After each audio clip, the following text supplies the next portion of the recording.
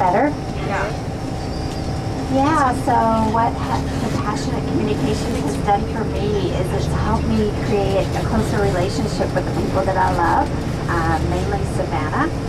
And I've had a couple comments this week about the closeness that you might see with the two of us. And I can say we haven't always had that. So that's been a benefit of this language that I'm learning every day and hoping to share a little bit with you. Also thinking about how the compassionate communications is about connecting with life energy. So some people call it the divine or the Christ or just this life energy that connects us. So that's what it's been about for me, just connecting with this life energy that's in you and Savannah and everyone else. And so it's also called nonviolent communication, and some people find that name a little surprising, but the guy that developed nonviolent communication, he developed it after Martin Luther King and Gandhi. So it's very universal, and it not only helps us with personal development on compassion, but also it can be used for social change. So part of Savannah and I going to Bali and being here is starting to extend our work, not just with each other, but with social change.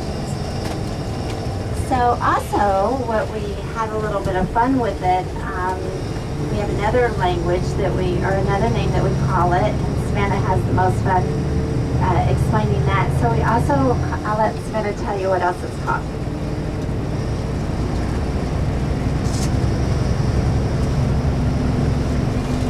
Can everybody hear me? Okay. Well, this is giraffe. Hi, Giraffe. The giraffe is, we use the giraffe because it's one of the animals with the biggest heart, and it just shows the love and like the way we talk. And it has a really, you can tell it has a really long neck, and it can see the longer picture and see the whole picture, not just what's happening in the moment.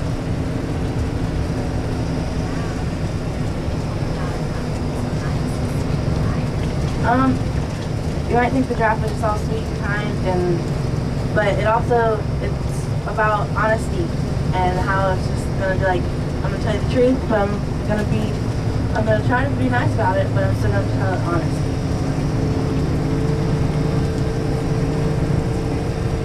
So in this moment, I'd just like you to kind of close your eyes for a moment and just wonder that what we're about to share, if you had the ability to increase your capacity to do something in the relationships you're in, what would that be? What would you want to increase? How would you want to show up in the world? So I'll just give you a minute. What would you increase your ability to do? Love. Love? Yeah. Anybody else? Kind thoughts. Kind thoughts. Be more patient. Be more patient. Yeah. Communicate. Yeah. Accepting what is. Accepting what is. How about when someone's doing something that you don't like and you want to tell them? Find and you the want right to make words. things better instead of worse. Yeah. How about being more patient with your kids? Kind of the people you love the most who you treat the worst, you're the hardest on. Yeah. Or perhaps maybe like me, you want to make a difference in the world. Social change. So these are some of the things nonviolent communication can help you with. And for the next few minutes, I want to overview it, but much like many of the practices that I know you're already doing, like meditation and probably breathing, it's a simple process for me to explain, a little bit harder to do. So, and I can say I've been working with the process for about 7 years, and it's still a daily practice. So I'd like to share what that daily practice is. So I'm going to look down at my notes just to kind of stay on track.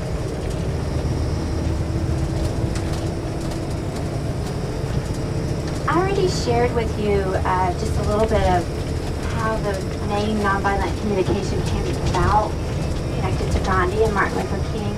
But the psychologist that developed it, the last quarter of school to become a psychologist, his teacher challenged him with a question about what makes people healthy and well and what makes people sick. Because most psychologists learn to diagnose people's problems and diagnose what's wrong with them. But he came up with the process thinking that there would be an educative way to help people maybe think different, so they might think and act different inside.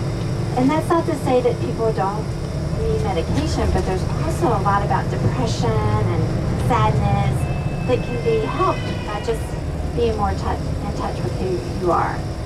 So the basis of the process is about universal human needs. And I'd just like you to tell me what you think that is. Like, what do you think we all need? So it's not an action, but it's something that we all have inside, whether you live in Bali or Vietnam or the United States. Connection. To be accepted. Acceptance, love, Connection. yeah. Pardon me? Connection. Connection, yeah. Those are some of the needs. Compassion. Compassion, yes.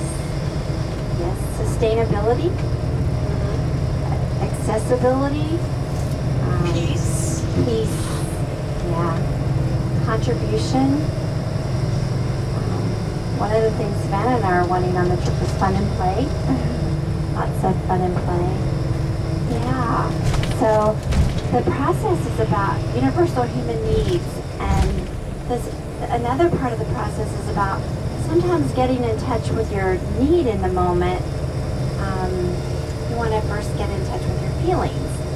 And so feelings and needs and compassionate communications are connected at all times. So to give you an example of that, if you're having a need for rest, so you're just really having a need for rest, and that need's not met, what do you think you feel? Irritated. Irritated? Resentful? Frustrated? Oh, yeah. Yeah. And so kind of stop that in your mind for a moment and think about when that need is met. You've had a full night of sleep and you're just completely rested. How are you feeling? Happy. Satisfied? Balanced. Balanced? Refreshed. Refreshed? Maybe content?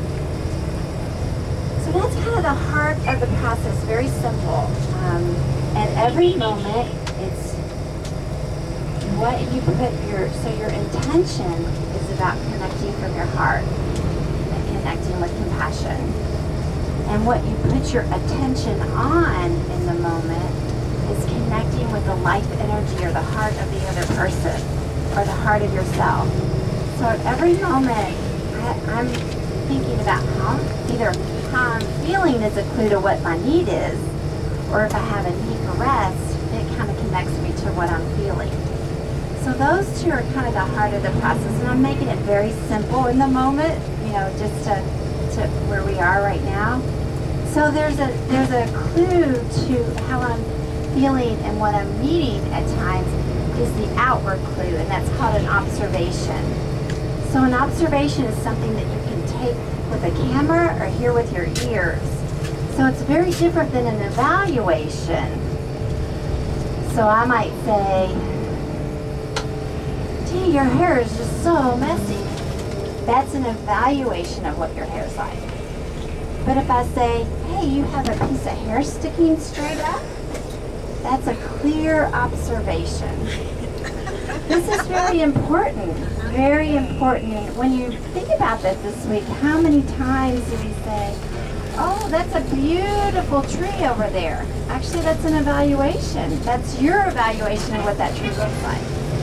And although that's perfectly fine in our language, sometimes when we're communicating and we're evaluating and judging in a very possibly a negative way, it can make such a difference. But if I can say, when you just walked by and bumped the back of my chair and kicked my seat, I felt irritated.